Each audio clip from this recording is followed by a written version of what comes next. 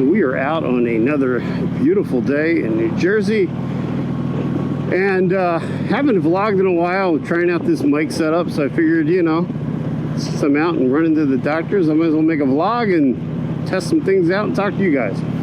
So this is the 3rd year anniversary for the Ultra Limited. For those of you that don't follow my channel or are new to stopping by, whatever you want to call it, I ride a 2014 Ultra Limited. I bought this used 3 years ago, and the market certainly was a bit different when I bought this bike, but I kind of wanted to put together a video and talk about the 3 years that I've spent with this bike, things I've done to it, things I like, things I don't like, and we'll go from there. So I have to say, again, if you haven't followed my channel, this is the first Harley Davidson I've ever owned. I'm absolutely in love with this bike for a touring platform. It's been a game changer for us. It's allowed us to travel and to certainly ride a lot more than we normally would have with the smaller Suzuki that we had. You probably saw from the intro, but I'm running this in what I'm calling the bagger configuration. It's got the low screen and the tour pack is off the back. I'm going to be riding a lot more by myself this year, so I threw that and the Avian Black seat on, took tour pack off, and we're in the bagger configuration. That got me thinking about what the thing that I really like about this bike. The thing that I'm really impressed with the Ultra is the Limited series on either the Road Glide or the Ultra Limited, the Street Glide, whatever you want to call it. Sorry, I got brain fart. Is that you have the ability to have so many bikes in one. With the detachable tour pack, you know, I have a chance to have a bagger. I can throw down put the smaller screen on here, take my big touring screen off, put a different seat on, and have, you know, just a bar bike that I want to rip around town on. Or I can, you know, go all the way up to its full configuration where it has the big custom, or not, the big Clearview windshield on it, as well as the Mustang seat, and make it into a, you know, a touring bike. I really like that versatility. We've only had, I want to say, 2 things that went wrong with this bike in the last 3 years. One of them was the air shocks, which, if you're familiar with this, they've only had the air shock out, I believe, for 2 years on these bikes, and they should have died a death. They shouldn't even came to market. They were terrible.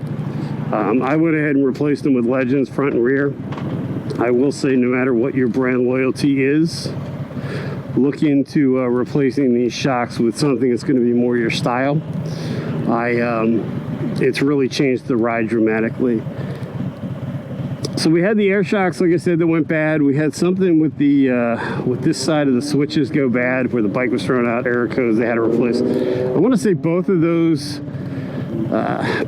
issues were probably about $1,000 if you didn't have the warranty. I'm a big fan of having the warranty, but that's just me. And again, you know, everything's based on my opinion for this, how the bike served me. So I don't think that's, you know, I mean, it's not the greatest track record, right? I mean, if you bought a bike and in 3 years you had $1,000 worth of issues, but the warranty certainly covered it. And you do have to remember it's older than just the 3 years I've owned it.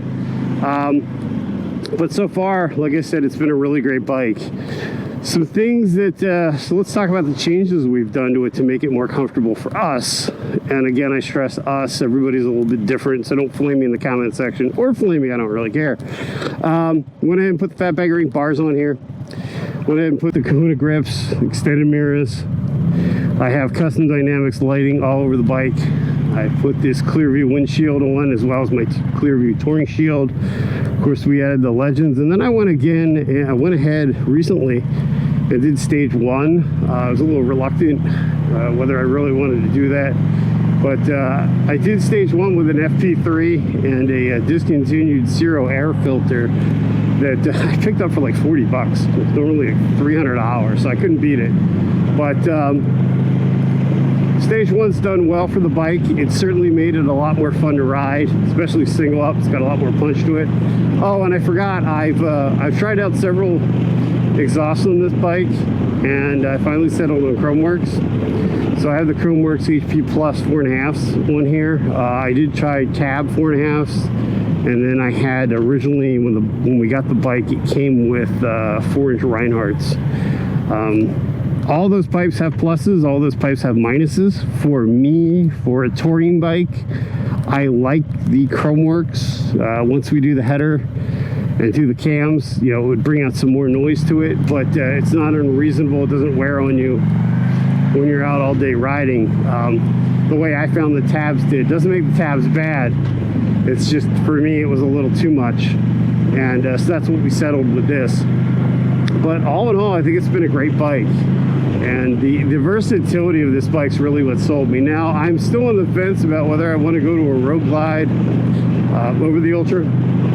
That's a conversation for another day. The one thing I will say that I absolutely hate about this bike with a passion, there's two things. A, this GPS on this bike, for being 6'1" and being all torso, I have a really hard time seeing it. When I'm looking out like this, wearing a full face helmet, I can't see the navigation system at all. So that is a drawback. That is something the Road Glide would fix. The other thing that Harley Davidson has not done is address the cubby here. So the cubby that's here can only store a smaller phone.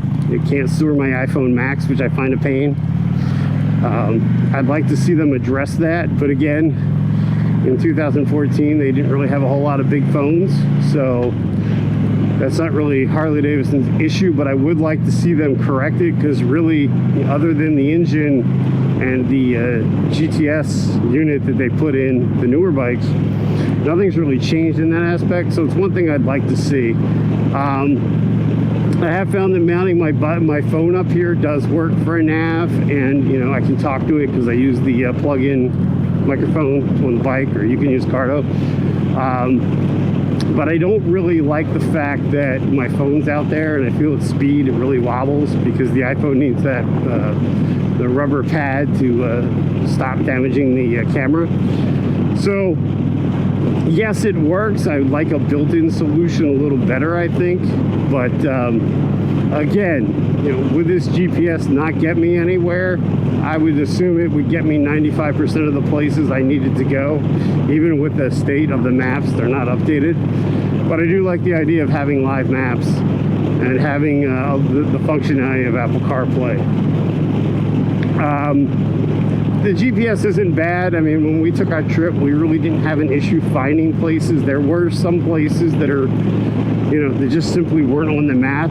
That was a little frustrating, but as a rule, it wasn't too bad, as long as you knew the, I mean, worst case, you know the general location, you can work it, you can figure it out from there.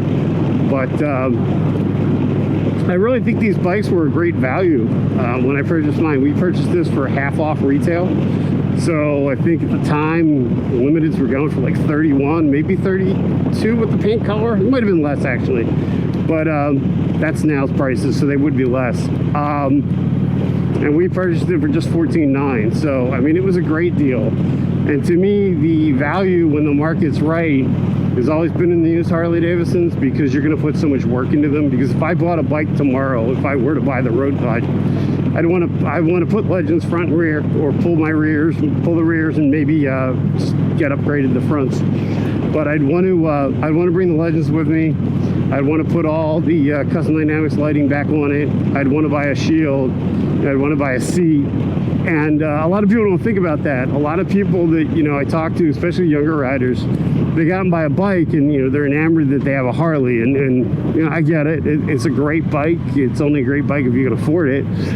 But they go and they spend X amount of money, and they're looking at this payment that they're making, but then, you know, they can't afford to upgrade it the way they want. So they basically have a bone stock bike that they can't go anywhere on because it doesn't fit them properly, etc. So I would seriously consider, if you're looking at buying one of these bikes, the used market, if you can find a used deal. One of my bikes are fantastic. There's no shortage of limiteds that are sitting around, you know, with 5,000 miles on them, that are, you know, older models. I mean, I've seen 2017s that have 4,000 miles on them. You know, because people buy them and they have these grand ambitions of doing things with them, and they don't. Now, I don't know whether it's because they didn't upgrade it to fit them, or they just bought it as buying a status symbol. But it's just something to think about. I mean, right now, the used versus new market is a tough argument. Unless you're finding a bike on a really good deal. With interest rates, it probably makes more sense to buy a new bike, although in a few of the interactions that I've had with dealers talking to them about road glides, they know what they have, and they know that they can get you for all kinds of ridiculous fees and upcharges. So it's something to consider. But I just want to give you my thoughts on this bike. And like I said, I love it. I would have a hard time going back to a non-touring platform right now. The Road Glide is still on the list of bikes I would like to own someday. But the more I upgrade this bike, the more I'm finding that there's pretty much nothing you can't do with it. So I've been very impressed with it. But anyway, guys, that's my thoughts. If you ride a Limited, whether you ride a Road Glide or the Limited, let me know in the comments what you think. What were the best upgrades that you made? How your experience has been? Has it been a positive experience? Would you buy again? We don't want to start the Road Glide Ultra argument, because that just never ends well for anybody, because everybody's so passionate about it. But yeah, I'd really be curious to see what your feelings are. Let me know what you think of the audio too. Like I said, I've been trying out this mic. I'll put a link in the description and see what you guys think. So it's figured to be kind of fun to talk to you guys. I don't get a chance to do these vlogs, and now that I've have a standing doctor's appointment once a week, I figured, hey, you know, what a better way to kill two birds with one stone, knock out some content, and talk to you guys. So anyway, that's all I had. I hope you guys are well. I hope you are staying safe, and please remember, you're not alone. Thanks so much for watching, guys.